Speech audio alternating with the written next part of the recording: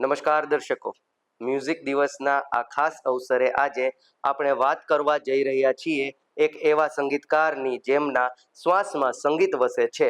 રાજકોટના વતની નૌતમસિંહ જાડેજા, જેઓ છેલ્લા 40 વર્ષથી પણ વધુ સમયથી સંગીત સાધના કરી રહ્યા છે અને ખાસ કરીને સદાબહાર સંગીત વાદ્ય એકોર્ડિયન સાથે તેમનો જીવ જોડાયેલો છે. તો ચાલો મ્યુઝિક ડે પર સાંભળીએ તેમની આ સંગીતમય સફરની કહાની. મારું નામ નૌતમસિંહ જીલુભા જાડેજા. હું રાજકોટનો રહેવાસી. વિશે હું એટલું કહીશ કે દરેક માણસને સંગીતનો શોખ હોવો જોઈએ, જે મને નાનપણથી હતો એકદમ. અને હું આ બધી વસ્તુને બહુ જ આમ જેને કહેવામાં આવે કે આનંદ કરતો અને વગાડતો. પછી મને ધીમે ધીમે શોખ થયો એટલે હું આમાં પ્રોગ્રેસ કરતો હતો. મારા ખ્યાલથી 7મું 8મું ભણતો ત્યારથી શરૂઆતમાં તો હું આ જે બધા પ્રોગ્રામ થતા એ જોતો ને સાંભળતો. અને મને એવી ઈચ્છા થાય કે હું આવું કરું એમ. પહેલાં તો ઓલા ગરબીમાં હાર્મોનિયમ જોતા, પછી ઓલા પગેથી વગાડી 2 હાથે વગાડવાનું હાર્મોનિયમ આવ્યું. પછી મને ધીમે ધીમે શોખ થયો એટલે મેં પિયાનો લીધેલો એ ટાઈમમાં.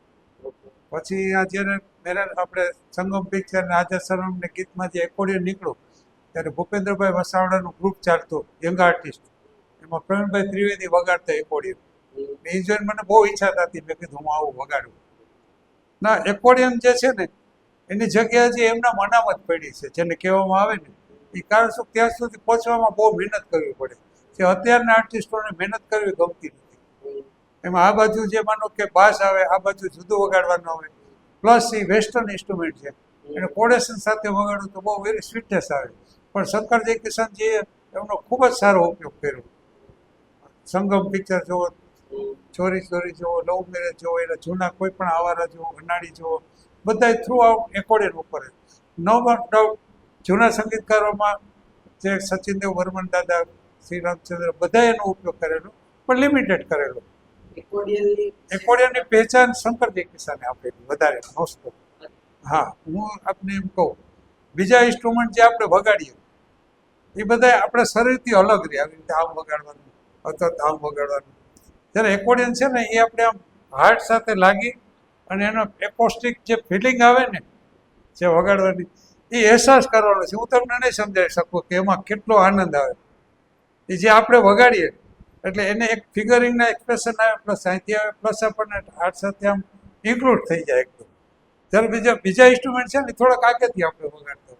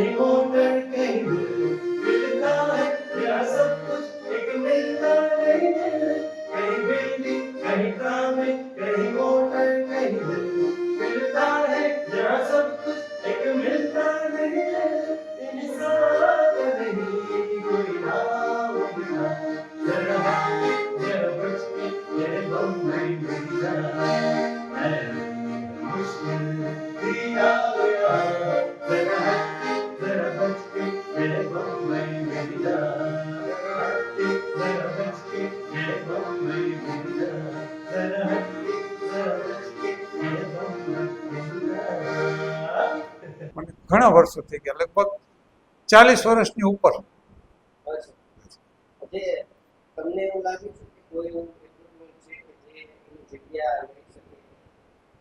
ના હોય, આપણી મારી જાણમાં નથી, પણ એકોર્ડિયન ઘણા બધા વગાડે છે અને એ લોકોને બહાર પડવાની કંઈ ઈચ્છા નથી થતી. આમ એવું ઇન્સ્ટ્રુમેન્ટ છે ને આપણે પોતે એમાં ખોવાય. હું એક જ વસ્તુ કહીશ કે જેટલા ઇન્સ્ટ્રુમેન્ટ છે મ્યુઝિકના, એ બધા ઇન્સ્ટ્રુમેન્ટને એક પોતપોતાની આગવી ઓળખ છે. બધે પોતપોતાની રીતે એકદમ આગવી ઓળખ છે અને એની રીતે એને વગાડવામાં, પ્લે કરવામાં આવે તો એનું આઉટપુટ બહાર આવે. હું એમ નથી કહેતો કે એકોર્ડિયનને સારું, બધા ઇન્સ્ટ્રુમેન્ટ પોતાની જગ્યાએ સારા છે. આપણે જોઈએ છીએ મંજીરા એક સામાન્ય ઇન્સ્ટ્રુમેન્ટ છે, પણ એ વગાડવાવાળા એવી રીતે વગાડતા હોય છે કે બધાનું ધ્યાન એની તરફ ખેંચે. ઘણીવાર એવું બને કે માનો કે બહુ મોટું ઇન્સ્ટ્રુમેન્ટ હોય પણ એને એટલું બધું ઓલું ન હોય કેવી રીતે વગાડે છે. તમે એને કેવો ન્યાય આપો છો એવી રીતે એ પ્લે થાય. ડૉક્ટર એકોર્ડિયન હું વગાડું બરાબર, તો એને હું બે હાથે સરસ રીતે વગાડું પ્લસ એની હારે આપણે ગાઈ શકીએ એ એક એની પ્લસ પોઈન્ટ છે.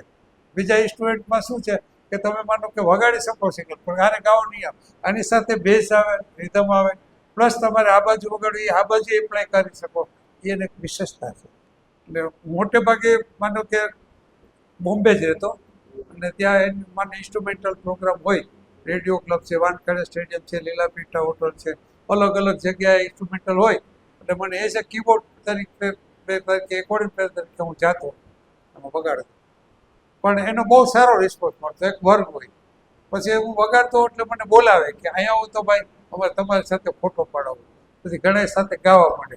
અને મેજોરિટી લોકોની ફરમાઈશ એવી હોય, હર દિલ જો પ્યાર કરેગા, કાકે રમૈયા વસ્તાવૈયા, કે આજે સનમ, આ બધા પોપ્યુલર ગીત છે કહેવામાં આવે ને.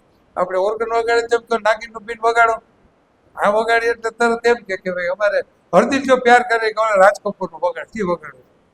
એમાં તો મને થોડીક તકલીફ પડે. રેકોર્ડિંગ જે છે ને એ મારો શોખ છે અને એ હોય એટલે પછી મને બીજું કાંઈ યાદ નથી આવતું. મને ગમે ત્યારે ઈચ્છા થાય એટલે હું રેકોર્ડિંગ કોઈને ડિસ્ટર્બ ન થાય એવી રીતે વગાડી લઉં. બહુ ઈચ્છા થાય મને વગાડવાની.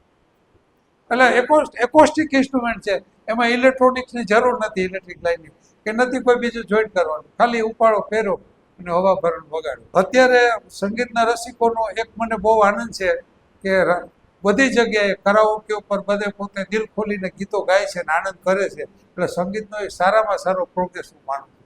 અને એ લોકો ભલે હું બધાને વખાણી નથી કરતો કોઈને ખરાબી નથી કહેતો, પણ પોતાની રીતે એન્જોય કરે છે અને સારી રીતે કરે છે. સરકારી નવરાત્રિ માનો કે જે લોકો રિટાયર્ડ થાય છે ગવર્મેન્ટ જોબમાંથી, એ લોકો બધા પાર્ટ ટાઈમમાં આવી રીતે મળી અને અલગ અલગ જગ્યાએ ક્યાંક ગાર્ડનમાં, ક્યાંક માનો કે ખુલ્લી જગ્યામાં, રિસોર્ટમાં બધા આનંદ કરે છે. એનો મને બહુ આનંદ છે. પ્લેયર લોકોનું ઓછું થઈ ગયું છે, કારણ શું કે આ એકોર્ડિયન વગાડવું કે કીબોર્ડ વગાડવું એમાં મહેનત માગી લે છે. ગાવામાં તમે સામે રાખો એટલે શબ્દો આવી જાય, મ્યુઝિક એની મેળે વાગે, તમારે ગાવાનું એકદમ. તો આ હતા સંગીતકાર નૌતમસિંહ જાડેજા, જેમણે જણાવ્યું કે સંગીતના દરેક વાદ્યની પોતાની આગવી ઓળખ છે અને તેને પૂરું ન્યાય સાથે વગાડવું જોઈએ. સંગીત એ માત્ર મનોરંજન નથી પણ જીવવાનો એક ઉત્તમ આનંદ છે. મ્યુઝિક દિવસ નિમિત્તે તમામ સંગીત પ્રેમીઓને ફૂલછાપ ડિજિટલ વતી હાર્દિક શુભેચ્છાઓ.